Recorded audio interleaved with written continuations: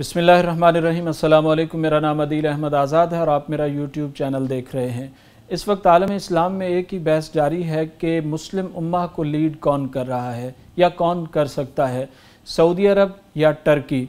जब से आया सोफिया को कनीसा से म्यूज़ियम और म्यूज़ियम से मस्जिद बनाया गया है, एक तरह से रजब तैयब अर्दोगान को या टर्की को हीरो के तौर पर पेश किया जा रहा है।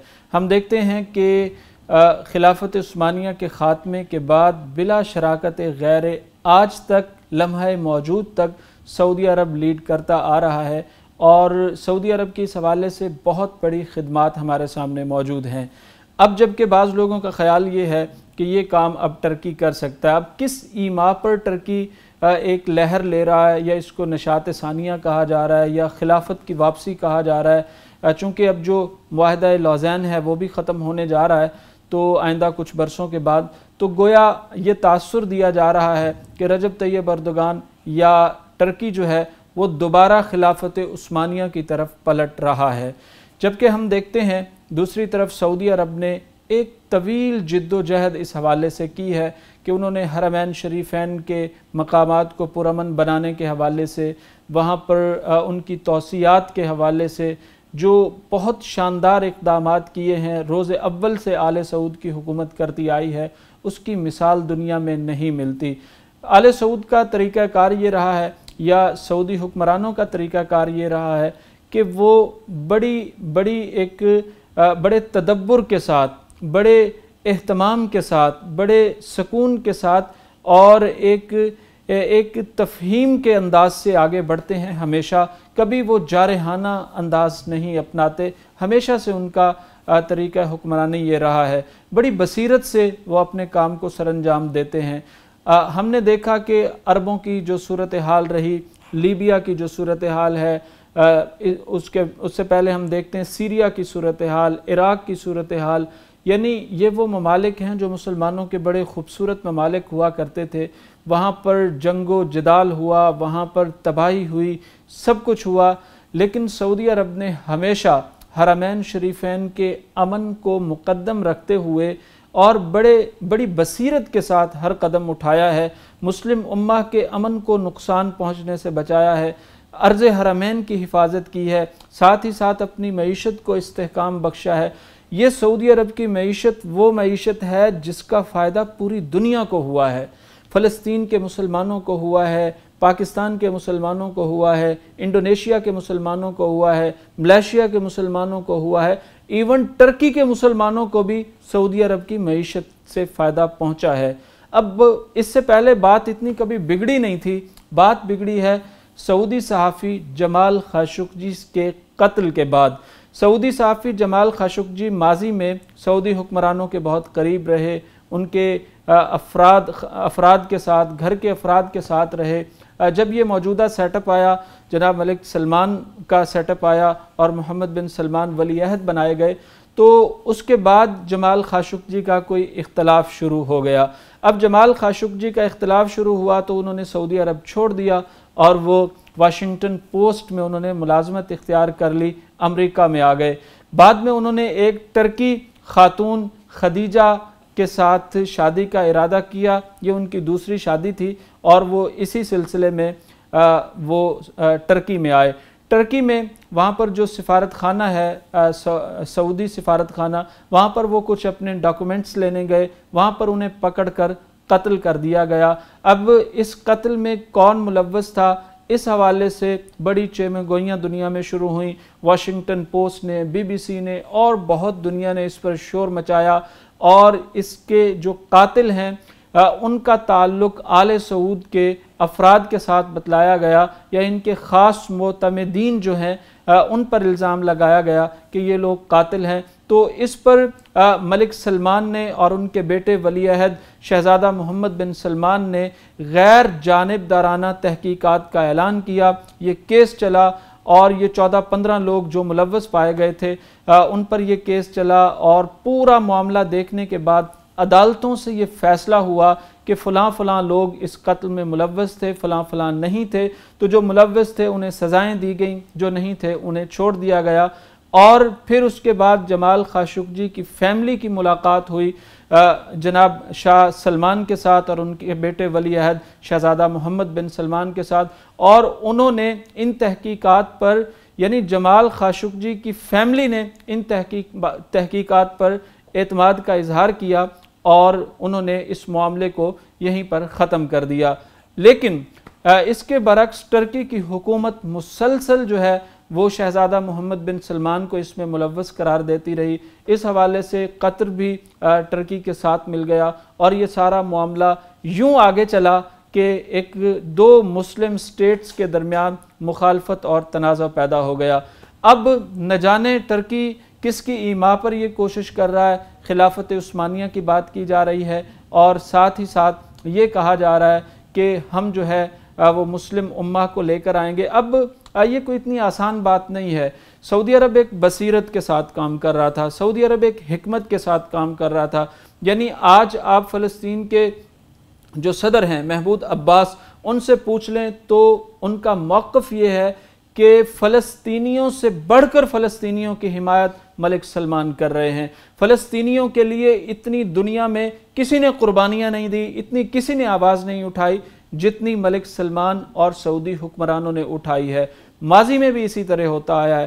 اب معاملہ ایک طرف یہ آیا صوفیہ کا ہو گیا جس کو کنیسہ سے مسجد بنایا دیا گیا۔ اب یہ معاملہ کوئی اتنا آسان نہیں ہے کہ آپ ایک کنیسہ ہے، ٹھیک ہے آپ کا ملک ہے، آپ جو مرضی کریں، آپ مالک ہیں اس زمین کے، لیکن اس کی تردید اس وقت جو سب سے بڑے پوپ ہیں، عیسائی برادری کے سب سے بڑے پوپ ہیں، انہوں نے بھی اس کی مذمت کی ہے۔ یعنی آپ اس طرح کے اقدامات کر رہے ہیں، پھر اس کو وہ کہتے ہیں رجب طیب اردوغان صاحب کی یہ پیش قدمی ہے، پہلا قدم ہے مسجد اقصیٰ کی آزادی کی طرف۔ اصل معاملہ ہے ہی مسجد اقصیٰ۔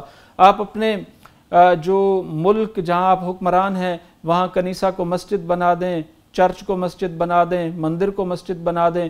جن ملکوں میں غیر مسلموں کی اکثریت ہے وہ بابری مسجد ڈھا کے رام مندر بنا لیں۔ یعنی یہ آپ کی اکثریت ہے، اپنے ملکوں میں آپ جو مرضی کرتے رہیں، آپ کو کوئی نہیں روک سکتا۔ بھارت میں مودی نے جو ہے وہ بابری مسجد کو شہید کر کے وہاں پر مندر بنا لیا۔ یہ آپ کی اپنے ملک ہیں، اپنی طاقت ہے۔ مسلمانوں کا اصل امتحان وہ بابری مسجد ہے۔ جس روز مسلمانوں نے بابری مسجد کی طرف پیش قدمی کی یا جس لیڈر نے شروع کر دی وہ مسلمانوں کا ہیرو ہوگا، ورنہ یہ آیا صوفیہ کا معاملہ شاید کوئی اتنا بڑا معاملہ نہیں ہے کہ خلافت عثمانیہ کی جو ہے وہ واپسی ہو گئی ہے اور سلطان اردوغان آ گئے ہیں۔ یعنی یہ معاملہ اتنا آسان نہیں ہے۔ آپ کو بصیرت کے ساتھ کام کرنا ہوگا، آپ کو حکمت کے ساتھ کام کرنا ہوگا۔ یعنی جب اردوغان صاحب ٹویٹ کرتے ہیں، ان کی حکومت کی طرف سے ٹویٹ کی جاتی ہے، جب وہ عربی میں ٹویٹ کرتے ہیں تو ساتھ وہ مسجد اقصیٰ کا حوالہ دیتے ہیں، القدس کا حوالہ دیتے ہیں کہ یہ پہلا قدم ہے القدس کی طرف۔ لیکن جب وہ انگلش میں ٹویٹ کرتے ہیں تو القدس کا نام نہیں لکھتے، جب وہ ٹرکش میں ٹویٹ کرتے ہیں تو پھر القدس کا نام نہیں لکھتے، صرف مسجد آیا صوفیہ لکھتے ہیں اور اس کو کنیسہ سے تبدیلی اس کی لکھتے ہیں، مسجد اقصیٰ یا القدس نہیں لکھتے۔ لیکن صرف عربی میں جب ٹویٹ کرتے ہیں پھر قدس بھی لکھتے ہیں اور ساتھ ساتھ مسجد اقصیٰ بھی لکھتے ہیں۔ یعنی یہ خاص ٹونٹ کر رہے ہیں، خاص چھیڑ چھاڑ کر رہے ہیں عربوں کے ساتھ۔ تو مسلمانوں کا باہمی اس طور پر چھیڑ چھاڑ کرنا یا ان معاملات کی طرف آنا یہ مناسب نہیں ہے۔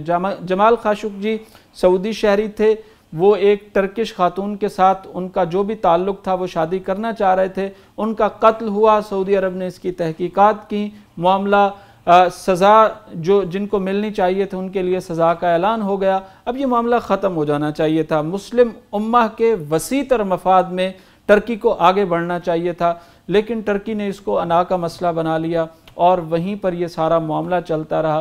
اب وہ مسلم امہ کی لیڈرشپ کی جانب بڑھ رہا ہے۔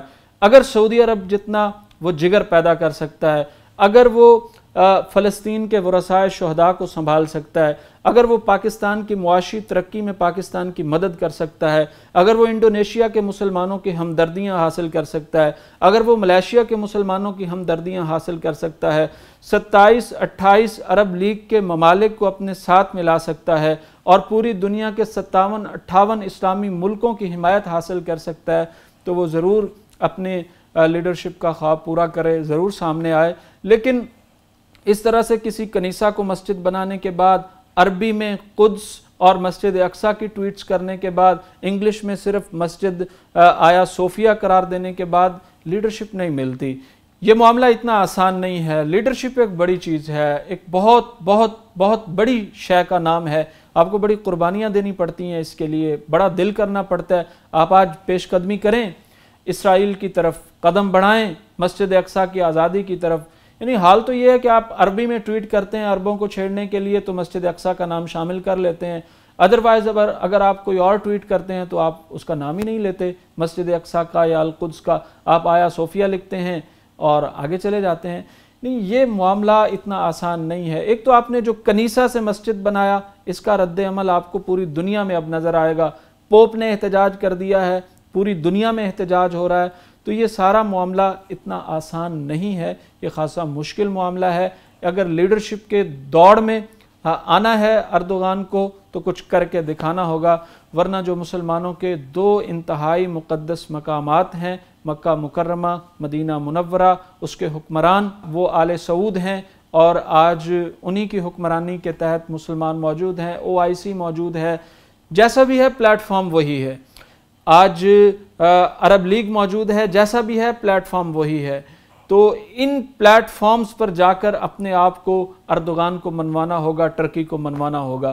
اگر آپ ایسے ہی کہیں بیان دے دیں گے مسجد اقصی کی، یعنی جذبات سے کھیلنے کی بات یہ ہم سنتے آئے ہیں، یعنی موقع آیا فوراً ایک تیز و تند آپ نے بیان دے دیا، آپ ہیرو بن گئے۔